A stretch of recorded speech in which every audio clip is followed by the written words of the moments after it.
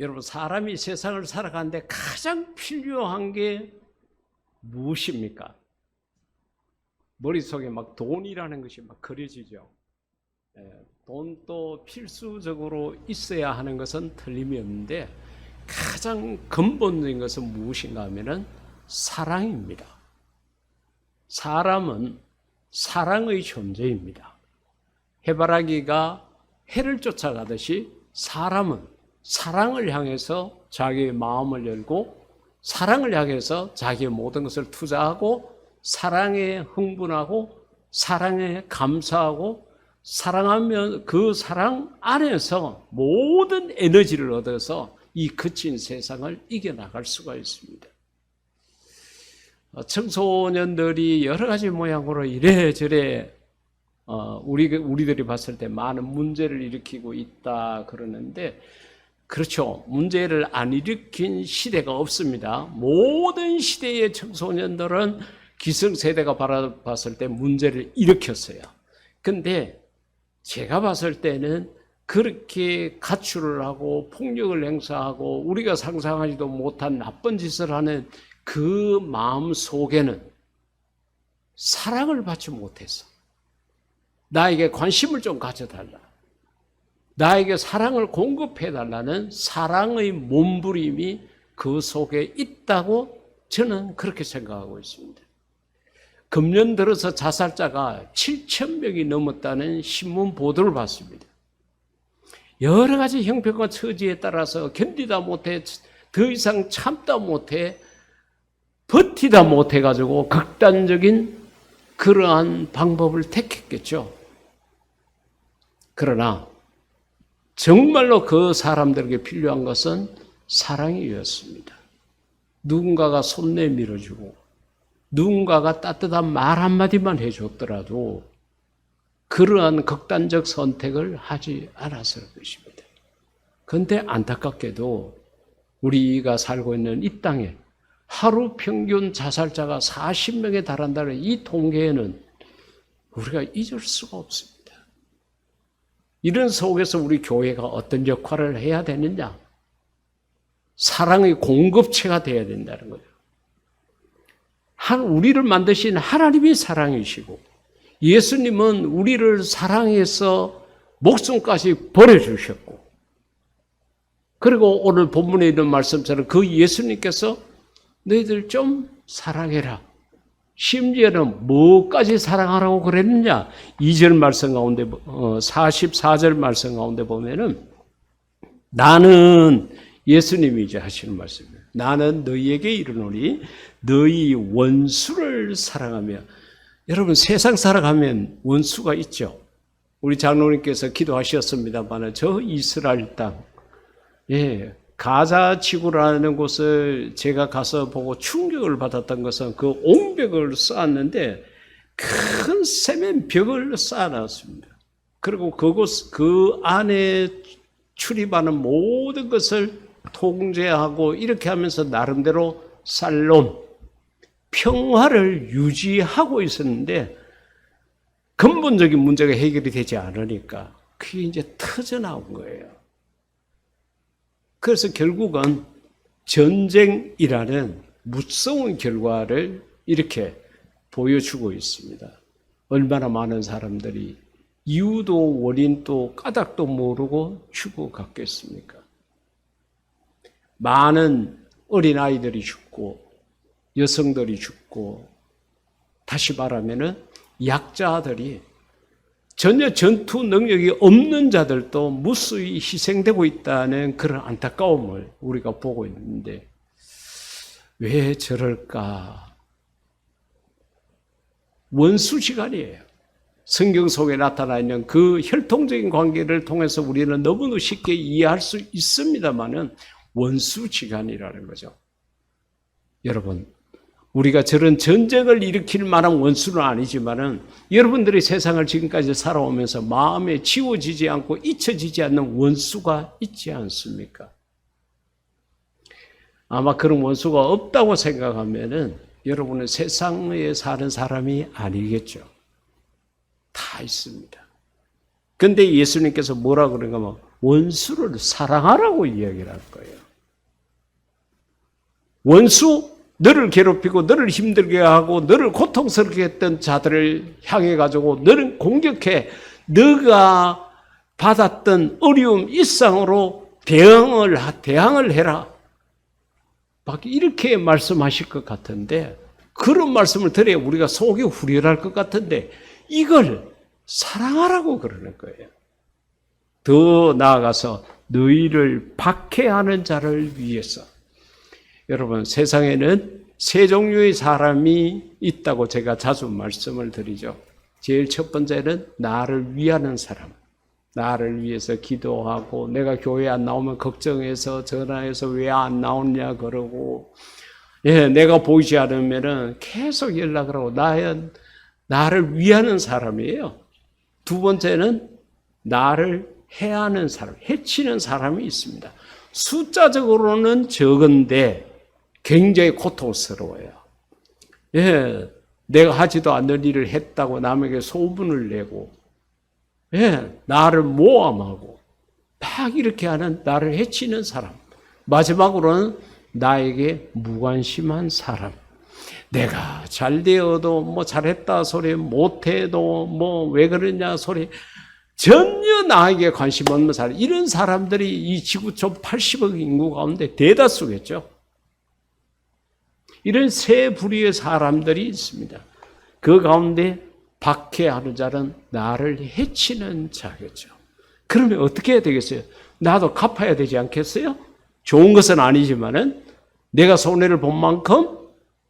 그러나 예수님이 하신 말씀은 그를 위해서 기도하라고. 나를 위해서 기도하는 시간도 모자라는데 내 가족을 위해서, 내 교회를 위해서, 내 나라를 위해서, 나를 위하는 사람을 위해서 기도하는 것도 모자라는데 나를 박해하는 사람을 위해서까지 기도하라. 원수를 사랑하라. 박해하는 자를 위해서 기도하라. 이것은 우리가 상식적으로는 받아들일 수 없습니다. 예수님께서는 그럴 때 우리에게 당부하셨어요. 이렇게 하라고.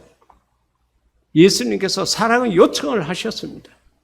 너희 친한 사람에게만 무난하고 그렇게 하면은 그게 무슨 소용이 있느냐. 예수 안 믿는 사람, 교회 안 다니는 사람도 그런 건 다 해. 너희는 그 이상 넘어서라는 거예요.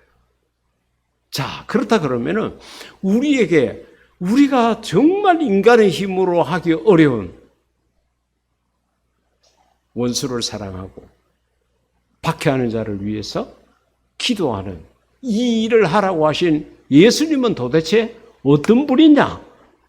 자, 요한복음 10장 11절 12절에서 예수님이 스스로 하신 말씀이 나는 선한 목자라. 그렇죠. 예수님께서 하신 말씀은 목자에 대해 가지고 두 종류의 목자가 있다. 선한 목자가 있고 삭군 목자가 있다. 그런데 삭군 목자는 양이 제 것이 아니라는 거예요. 그래 주인의 양을 자기가 맡아서 대식 관리하는 거예요. 그런데 막상 양을 잡아먹을 이리가 오게 되면은 양을 지키는 것이 아니라 도망가 버린다는 거예요. 지가 살기 위해 가지고 도망가 버리고 양이 물려가도록, 양이 희생당하도록 만든다는 거예요. 근데 선한 목자는 그게 아니라는 거예요. 뭐냐? 여기 보면은 선한 목자는 양들을 위하여 목숨을 버리거리와. 할렐루야. 예수님께서 우리를 위해서 십자가를 지신 것이 금방 연상이 될 만큼 이렇게 말씀을 하신 거예요. 사랑하는 성도 여러분, 여러분을 위해서 죽어줄 자가 있습니까? 여러분의 남편, 여러분의 아내, 여러분의 자녀, 여러분의 형제, 누가 여러분을 위해서 죽어줄 수 있겠어요? 나를 안 지키면 다행이다. 이렇게 생각할 만큼 우리가 세상을 살아가면서 이 대인관계가 정말 어렵거든요. 정말 힘이 듭니다. 자, 그런데 예수님께서 나는 선한 목자라 가지고 목숨을 버린다고 말씀하셨고 실제적으로 예수님께서 우리를 위해서 십자가에 달려서 목숨을 버리셨습니다. 그래서 저와 여러분이 하나님의 자녀가 될 수 있었고 구원의 반열에 들어올 수 있게 됐고 천국에 대한 소망을 갖게 됐고 예수가 나의 희망이요 나의 소망이라고 이렇게 고백할 수 있게 된 것입니다. 여러분, 아무도 나를 위해서 목숨을 버릴 수 없습니다. 사실은 간혹 친구를 위해서 목숨을 버리는 자가 있다고 예수님 말씀하셨지만 정말 간혹입니다. 그러면 세상 사람들이 못되고 악해서 그러냐? 아니에요. 바꿔서 생각해 보십시오. 여러분은 누구를 위해서 죽을 수 있습니까? 내가 남을 위해서 죽을 수 없는 만큼 남들도 나를 위해서 죽을 수 없는데 예수님은 저와 여러분을 위해서 목숨을 버리셨습니다. 그만큼 사랑하셨던 분이기 때문에 우리에게 원수도 사랑해라. 너희를 박해하는 자를 위해서 기도하라. 이렇게 말씀하실 수 있는 자격이 있게 될 겁니다. 여러분, 우리가 어떠한 사람입니까? 거짓말도 잘하고요. 내게 조금 덕이 된다 그러면은 하나님을 등지는 일도 비일비재하고 비겁하고요. 수시로 악한 모습이 있고 어쩌다 착한 모습, 선한 모습, 교회 다니는 모습이지 일반적으로는 악한 모습을 가지고 있는 우리거든요. 그런데 그런 우리를 위해서 예수님이 목숨을 버리셨다. 이것은 기적입니다. 이건 정말 인간적으로 상상할 수가 없는 일이에요. 그렇기 때문에 우리가 늘 마음속에 예수님의 사랑을 생각하고 예수님의 사랑을 감사할 줄 알아야 합니다. 저와 여러분의 마음속에 항상 이 예수님에 대한 사랑이 풍성하기를 주의 이름으로 축복합니다. 예수님은 요한 1서 말씀 가운데 보면은 하나님과 우리 사이에 죄 때문에 갈등이 생겼을 때 화목 제물이 되셨다고 이야기를 합니다. 사랑은 여기 있으니 우리가 하나님을 사랑한 것이 아니요 사랑의 순서에 대해서 이야기를 한 거죠. 결혼하신 여러분, 누가 먼저 결혼하자고 이야기했나요? 순서가 있지 않습니까? 네가 먼저 옆구리 찔렀잖아. 그렇게도 표현하기도 하는데 여러분, 그렇게 위대하시고 거룩하시고 경건하신 하나님이 우리를 그렇게 죄악스럽고 생각도 말도 행동도 온전치 못한 우리를 향해서 먼저 손을 내미시고 사랑하셨다는 거예요. 그래서 우리가 세상을 살아가다가 사람에게 배신을 당했다 이런 마음이 들 때에 이 구절을 생각하십시오. 내가 이런 사람 저런 사람에게는 버림을 받고 외면을 당하고 그렇게 했지만은 그 위대하고 거룩하신 하나님은 나를 사랑하셨구나. 내가 대단한 존재이구나.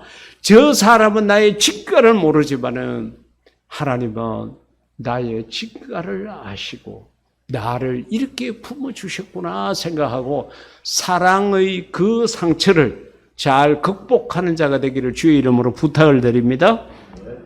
하나님이 우리를 사랑하사 우리 죄를 속하기 위하여 화목 제물로 그 아들을 보내셨다고 요한이 그와 같이 이야기를 한 거예요. 그렇게 예수님은 우리에게 있어서 목숨을 준 그런 외형적인 모습만 아니라 예수님께서 하나님과 우리 사이를 화해시키는 화목 제물이 되셨다는 거예요. 그래서 우리가 하나님을 향해서 아버지라고 말할 수 있게 된 거예요. 또한 요한복음 14장 2, 3절 가운데 보면은 예수님께서 이제 그 제자들을 향해서 이런 말씀을 합니다. 내가 너희를 위하여 거처를 예비하러 가노니. 그래 예수님께서 이제 십자가를 지실 때가 다 된 거예요. 근데 어느 날 갑자기 제자들이 보는 앞에서 예수님께서 로마 군인들에게 붙잡혀 가시고 밤새도록 고문을 당하시고 십자가에 그렇게 비참하게 처형을 당하게 되면은 제자들이 이게 도대체 무슨 일일까? 원래 믿음이 부족하거나 없었습니다만은 더 갈등에 빠질 것 같으니까 예수님께서 한 3번 정도 그렇게 말씀을 하셨어요. 야들아, 조금 있으면 내가 너희들하고 헤어진다. 근데 내가 너희들을 고아처럼 버려두지 않는다. 내 다시 온다. 이런 말씀도 하시고요. 그리고 내가 십자가에 달려 죽었다가 사흘 만에 부활한다. 이런 말씀도 해주신 거예요. 그 말씀 가운데 하나가 이겁니다.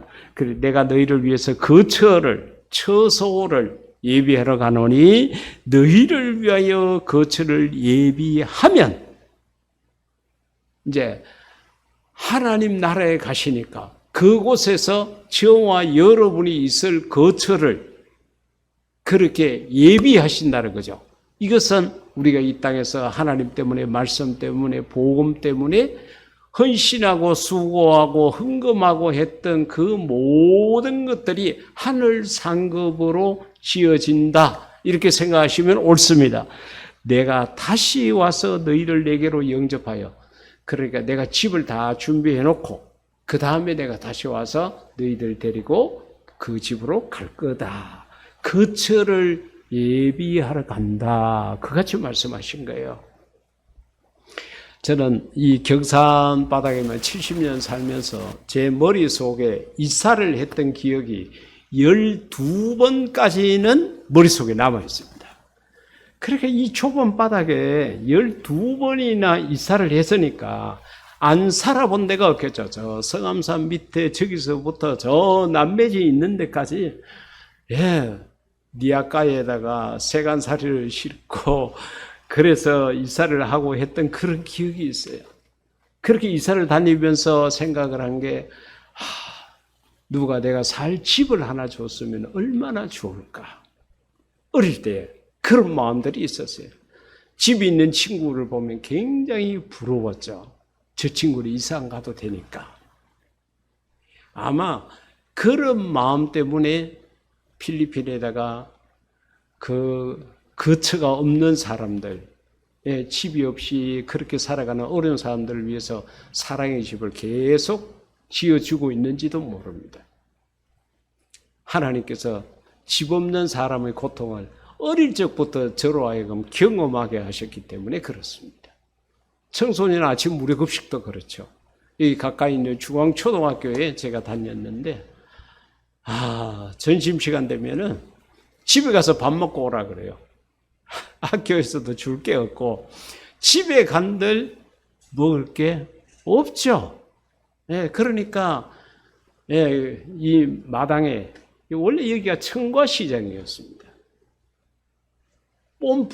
뽐뿌라는 거 아시죠? 마중물을 부어가지고 막 이렇게 해서 물을 내는 거, 그걸로 배를 채우고, 집에 가도 먹을 게 없으니까 애들이, 저만 그런 게 아니라 대다수 애들이 그랬습니다. 그리고 여기 강변에 가서, 고무신 벗어놓고, 미꾸라지 잡고, 피리 잡고, 그렇게 해서 그걸 또 잡은 거 있으면은 고무신에다가 잡아 넣어가지고, 집에 갖고 와서 저녁에 그렇게 요리가 아니라 조리해가지고 그냥 그렇게 먹고, 아마 그런 배고픈 것을 하나님께서 일찍 경험하게 했기 때문에 13년 전에 청소년 아침 무료급식을 시작하게 된지도 모르겠습니다.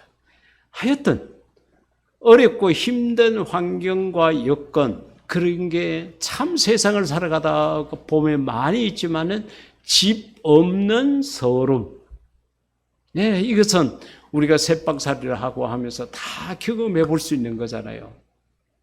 내가 너희를 위해서 맛있는 거 준비하러 간다. 예수님이 그렇게 말씀하시지 않았어요. 너희가 거할 거처를 예비하러 간다. 우리가 하늘나라로 이사를 가게 되면 그곳에서 살 곳이 있어야 되는데 그것을 예수님께서 준비하러 간다고 그랬습니다. 사랑하는 성도 여러분, 얼마나 고맙습니까? 내가 거처할 수 있는 나를 위해서 하늘나라에 거처를 예비하시는 분이 예수님이십니다.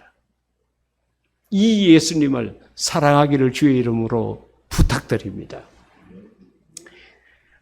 데살로니가전서 4장 16, 17절 말씀, 너무도 기다리는 말씀, 좋은 말씀이죠. 예수님이 다시 오신다는 거예요. 주께서 호령과 천사장의 소리와 하나님의 나팔 소리로 친히 하늘로부터 강림 내려온다래. 내릴 강자입니다. 그래서 비가 오면 강우량 그러잖아요. 비가 얼마나 내렸나 하는 건데 예수님이 내려오신다. 그렇게 되면 두 가지 일이 일어나는데, 첫째는 그리스도 안에서 죽은 자들, 예수 믿고 죽은 자들이 전부 다 부활합니다. 할렐루야. 그렇기 때문에 세상 살아가면서요, 죽는 것 걱정하지 마세요. 걱정한다고 또 안 죽는 거 아니잖아요. 여러분은 어차피 죽습니다. 예, 세상 사람들이 죽는다고 표현하는데 가장 정확한 성경적 표현은 이사 간다. 어머니 뱃속에서 10개월 있다가 지금 살고 있는 세상으로 이사를 왔어요. 여기서 한 100년 살다가 하나님이 계신 곳으로 또 이사를 가는 거예요. 그래, 이사입니다. 그래서 우리가 그곳에 가기 때문에 여러분 세상 살다가 이제는 내가 몸이 쇠약하고 나이가 많고 기력이 쇠하여서 죽게 되었구나 그랬을 때에 저 천국을 소망하면서 그날 그 시간을 기다리십시오. 고인이 된 이어령 교수, 여러분 아시죠? 이화여대 교수님이셨는데 그분이 정말 해박한 지식을 갖고 있는 분이잖아요. 그런데 딸을 통해서 복음을 듣고 늦은막히 예수님을 믿었습니다. 나중에 암이라는 판결이 내려졌을 때에 나는 수술을 받지 않겠다. 나는 그냥 하나님이 부르심에 가겠다 해서 수술을 안 받았습니다. 내가 수술을 받아서 이 땅에 사명이 아직까지 남아있어가지고 저 사명을 감당해야 된다. 그러면은 하나님이 수술 안 해도 살려주겠죠. 왜? 사명이 남아있는데. 근데 사명이 다 끝나게 되면요, 모세처럼 눈이 흐리지 아니하고 기력이 쇠하지 않아도 데리고 가는 거예요. 그래서 우리는 사명에 죽고 사명에 산다고 말할 수 있습니다. 그렇기 때문에 세상 살아가다가 죽을 기회가 있으면은 그 기회를 놓치지 마십시오. 그러나 하나님 앞에 부름받는 그 순간까지 저도 그렇고 여러분 모두도 건강하기를 주의 이름으로 축복합니다. 그래서 예수님이 이제 다시 이렇게 오시게 되면 예수 믿고 죽은 자들이 전부 다 부활하고요. 두 번째로 이야기하기를 우리 살아남은 자들도 그들과 함께 구름 속으로 끌어올려 공중에서 주를 이 광경, 이때를 여러분 마음속에 기다려 보십시오. 이때를 기다려 보십시오. 예수님을 생전 처음 만나잖아요. 오늘만 하더라도 예수라는 이름을 몇 번 찬양하고 얼마나 기도하고 얼마나 듣고 얼마나 말했습니까? 그런데 그렇게 내가 부르짖고 찬양했던 그 예수님을 처음 만나는 장소가 구름이고 처음 만나는 시기가 이때라는 거예요. 여러분 기대되지 않습니까? 우리는 이때를 바라고 이때를 소망하며 살아야 되는 겁니다. 사랑하는 성도 여러분, 예수님께서 원수를 사랑하라 그러고 박해하는 자를 위해서 기도하라고 그랬는데 그렇게 말씀하신 예수님은 어떤 분이냐? 우리를 위해서 목숨을 주셨고 하나님과 우리 사이를 화목하게 하는 화목제물이 되기도 하셨고 저 하늘나라에 나의 거처를 예비하는 그런 자이시기도 하고 그 다음에 우리를 데리러 다시 오실 분이라는 거예요. 이러한 사랑의 정말 핵폭탄이죠. 이런 사랑을 가지신 예수님입니다. 우리 사람의 몸 속에는요, 외부에서 나쁜 균이 들어오거나 내 몸이 위기 상황에 처했다 그러면은 이 나쁜 균을 향해 가지고 공격할 수 있는 그런 개체가 있는데 그게 백혈구랍니다. 그래서 이 백혈구는 우리 몸에 진짜 예비군입니다.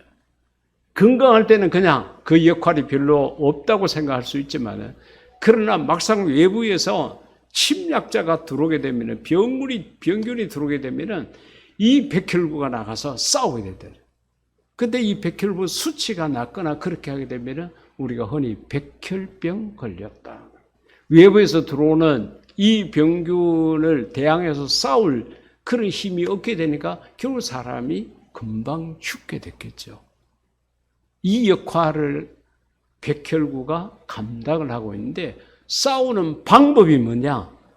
총칼로 싸우는 게 아니고 그 병균을 외부에서 침략한 병균을 껴안아 버린대요. 쉽게 말하면 포옹해 버린대요. 감싸 버린대요. 그래서 그 안에서 꼼짝을 못하고 병균이 그냥 죽을 때까지 녹아질 때까지 자기 자신이 껴안고 있다는 거예요. 이것을 어떤 의사가 이것은 사랑이다. 사랑으로 병균을 녹여버린다. 그렇게 표현을 했더라고요. 그래서 오늘 말씀의 제목 속에 백혈구라는 것이 들어갔습니다. 예수님의 사랑을 어떻게 이런 단어로 표현할 수 있겠습니까? 분명한 것은 예수님의 사랑 때문에 저와 여러분이 살고 있습니다. 또 하나님 앞에 서기까지 이 사랑이 우리를 살게 할 것입니다. 여러분, 세상을 살아가기가 아무리 바쁘고 지치고 힘들더라도 예수님의 사랑을 잊지 말기를 주의 이름으로 축복합니다. 이 시간 우리 다 같이 기도할 때 하나님, 내가 이 주님의 사랑에 감격하고 감사하는 삶을 살 수 있게 해달라고 기도하시겠습니다.